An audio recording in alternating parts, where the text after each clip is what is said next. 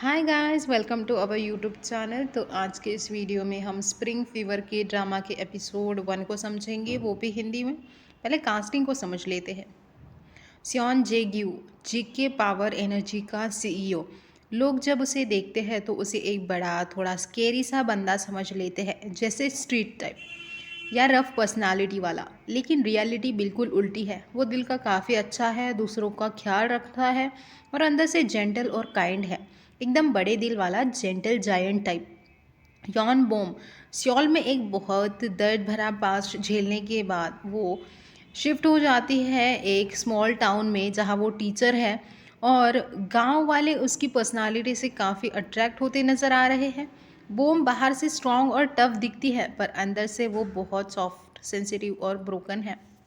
वही हान ग्यूल जे ग्यू का नेफ्यू है और उसके दोनों पेरेंट्स मर चुके हैं और उसके अंकल जे ग्यू ही उसका बचपन से ख्याल रखते आ रहे हैं और वो स्कूल का सबसे टॉप स्टूडेंट है। अब यहाँ एपिसोड 1 ऑफ स्प्रिंग फीवर शुरू होता है अजीब सी बार बार आने वाली ड्रीम से। एक औरत क्लासरूम के चॉक बोर्ड पर कॉन्फिडेंस से लिख रही होती है। तभी एक दूसरी लेडी अचानक ही क्लासरूम में घुस जाती हैं और वो उस टीचर को एक ज़ोरदार थप्पड़ मार देती है। ये परेशान कर देने वाला सीन यॉन बॉम को झटके से नींद में से उठा देता है। ये ड्रीम वो महीनों से देख रही है और ये ड्रीम जब भी जे बॉम को आता है वो घबराहट से नींद में से उठ जाती है। अब यहाँ हमें थोड़ा जेबोम के बारे में इंट्रोडक्शन मिलता है कि कभी सियोल की एक लाइवली और सुपर फेमस टीचर, जिसे लोग स्टोरी स्लेयर बोलते थे, बोम की ज़िंदगी अब पूरी तरह से बदल चुकी है। अब वो सिंसू नाम के छोटे से शहर में रहती है। लोकल स्कूल में इथिक्स पढ़ाती है, एक टीचर है। हमेशा पूरे काले कपड़े में ही रहती है, कोई कलरफुल कलर्स क्लोथ्स नहीं पहनती है और जानबूझकर अपने आप को बिल्कुल इनविजिबल बनाए रखती है। किसी के साथ हंस के बात नहीं करती है।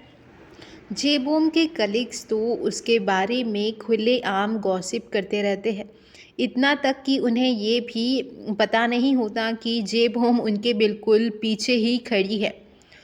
वो यहाँ बात करते हैं कि सियोल में कौन पढ़ाना नहीं चाहता, लेकिन वो अपनी मर्ज़ी से सियोल से यहाँ आई है इस गांव में पढ़ाने। कुछ तो बड़ी बात गॉसिप हुई होगी और फिर वो उनके सामने आकर उन्हें ग्रीटिंग करके क्लासरूम की ओर चल देती है। अब यहाँ स्कूल की शांति तब हिल जाती है जब जे ग्यू वहाँ आता है। एक बड़ा तगड़ा सा आदमी जिसकी पर्सनालिटी से लोगों को सीधा डर लगता है और ऊपर से एक ड्रैगन टैटू है। वो देखकर टीचर्स और भी पैनिक हो जाते हैं। यहाँ वो स्टाफ रूम से जेग्यू को क्लासरूम की ओर आगे आता देखते हैं। सभी के फेस पे डर नज़र आता है। अब वो क्लासरूम के अंदर घुस जाता है। अब र्यूमर्स चल पड़ते हैं कि वो वायलेंट है, गुंडा जैसा है, गाड़ियाँ अपने दोनों हाथों से उठा लेता है और कब्रें तक रात को खोदता हुआ लोगों को नज़र आ चुका है। अब जेग्यू यहाँ एक्चुअली इसीलिए स्कूल आया होता है बिकॉज़ उसके नेफ्यू हान ग्यूल को स्कूल अवार्ड नहीं दिया गया, जबकि वो सबसे टॉप स्टूडेंट है स्कूल का। और इसका रीज़न ये है कि उसके पेरेंट्स नहीं है, इस वजह से उसे कोई अवार्ड नहीं दिया जा रहा है, जिस वजह से उसका अंकल प्रिंसिपल से बात करने के लिए आया होता है। वो सीधा बोल देता है कि हान ग्यूल को उसने ही पाला है और गार्डियन की पहचान उससे ही मिलनी चाहिए और ये अवार्ड उसको ही देना चाहिए। यहाँ प्रिंसिपल सर उसकी इस धमकी से डर जाते हैं। अब जहाँ स्कूल से ज़्यादा लोग उसे बहुत डर रहे होते हैं, तो बोम को उसके बारे में चुपचाप क्यूरियोसिटी होती रहती है कि ये कैसा बंदा है जिसकी बात सही है, जिसमें लॉजिक है, हाथ में बड़ा सा ड्रैगन टैटू है, बॉडी बिल्डर जैसा लगता है, एथलीट है, स्पोर्ट्समैन है, ये क्या है, उसकी क्यूरियोसिटी बढ़ जाती है। अब एक रात अपने रेंटल घर के बाहर वो चाबी से डोर ओपन करना चाहती है, लेकिन चाबी से वो डोर ओपन नहीं होता, इसलिए वो अपने मकान मालिक के घर की ओर जाती है। अंधेरा होता है, स्ट्रीट लाइट नहीं होती है और यहाँ जेग्यू उसके सामने खड़ा होता है कैप पहने और उसके हाथ में एक हथियार सा उसे नज़र आता है। वो याद करती है उसकी पर्सनालिटी को कि कैसे वो गुंडे जैसा है, मारता फिरता है, तो उसे डर लगता है कि शायद ये मुझे कुछ नुकसान ना पहुंचाए, इसलिए वो भागती है और पुलिस को कॉल करती है और तभी उसे जेग्यू पकड़ लेता है और वो देखता है कि वो पुलिस का नंबर अपने फ़ोन पर डायल कर रही होती है, तो वो उसका एक्सप्लेनेशन मांगता है। वो कहती है कि तुम्हारे हाथ में कुछ डरावनी सी चीज़ थी, तो वो दिखाता है कि उसके हाथ में एक खाने की चीज़ है जो वो अपने भांजे अपने नेफ्यू के लिए लेकर आया था और तुम मुझसे डर के भाग रही हो और पुलिस को कॉल कर रही हो। तो वो उससे सॉरी कहती है और वो अपने घर की ओर बढ़ती है। तो वो देखता है कि घर तो लॉक चाबी से खोल नहीं सकती है, तो इसलिए वो 2 कदम पीछे जाता है और वो दौड़ता है तेज़ी से। यहाँ पे बॉम उसे रोकने की कोशिश करती है, उसे लगता है कि ये अब दरवाज़ा तोड़ देगा, लेकिन यहाँ वो लंबी सी जंप मारता है और गेट के उस पार कूद जाता है और उस साइड से वो गेट को ओपन करके फिर गेट से बाहर निकलता है और जिससे कि जे बॉम अंदर आसानी से जा सकती हैं। लेकिन वो घर जाते वक्त जे बॉम को कहता है कि तुमने जो आज ये गलती की है, मुझे गलत समझा है, उसका तुम्हें भुगतान भरना होगा, तुम्हें उसकी पनिशमेंट ज़रूर मिलेगी। और वो उसकी हाँ में हाँ मिला लेती है।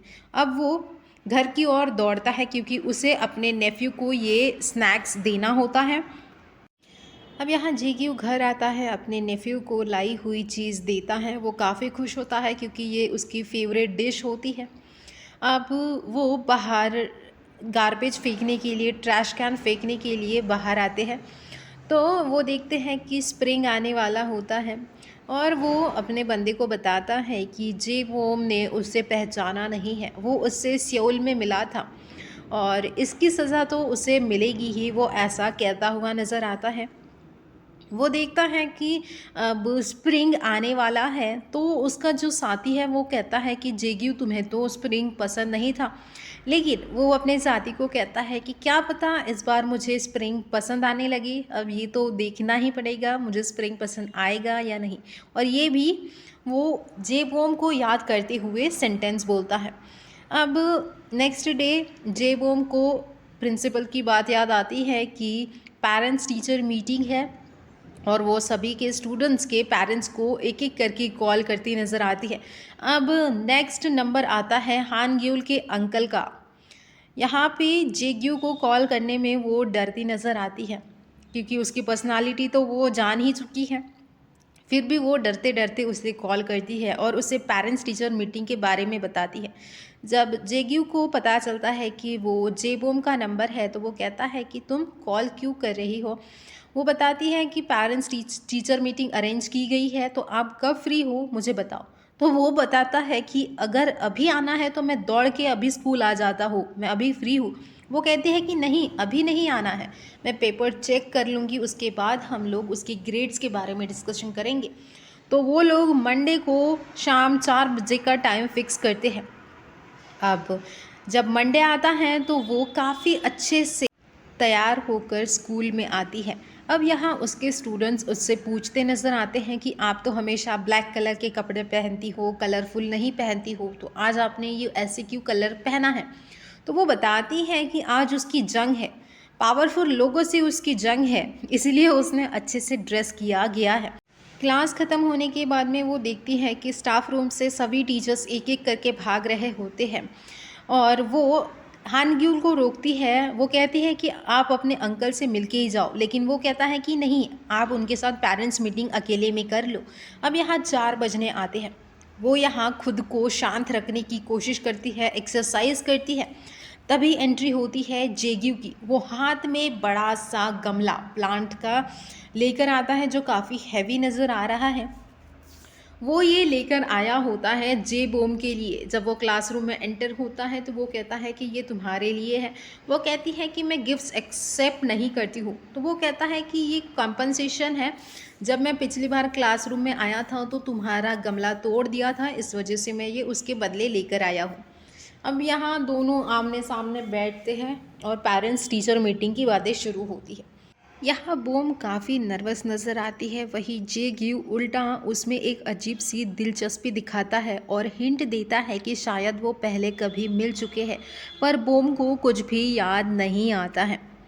अब यहाँ जे ग्यू बोम के काफ़ी करीब आकर हानग्यूल के ग्रेड्स को डिस्कस करता हुआ नज़र आता है। बोम यहाँ क्लियरली फ्लस्टर्ड हो जाती है, उसकी दिल की धड़कनें काफ़ी तेज़ होती नज़र आती है। दोनों एक दूसरे के आँखों में आंखें डालकर बातचीत करते नज़र आ रहे हैं। अब यहाँ ऑडियंस बस ये सोचती रह जाती है कि आगे अब क्या होने वाला है। इसी बीच एपिसोड के एंड में एक अलग ट्रैक इंट्रोड्यूस करते हैं। चॉय ये जुन, जो सियोल का एक लॉयर ये जून जेग्यू के अगेंस्ट केस फाइल करता है। पता चलता है कि हाई स्कूल में इसको बुली किया गया था और वो यहाँ 100% श्योर है, वो मानता है कि जेग्यू ही उसका कल्प्रिट था। मतलब जेग्यू के डार्क पास्ट शायद फिर से सामने आने वाले हैं। एपिसोड 1 यहीं पे ख़त्म होता है। आपको हमारा एक्सप्लेनेशन कैसा लगा हमें कमेंट करके ज़रूर बताएं। अगर अच्छा लगा हो तो इसे एक लाइक करें, अपने फ्रेंड्स के साथ इसे शेयर करें और अगर आप हमारे चैनल पर नए हो तो हमारे चैनल को भी ज़रूर सब्सक्राइब करें। तब तक के लिए take care and good bye.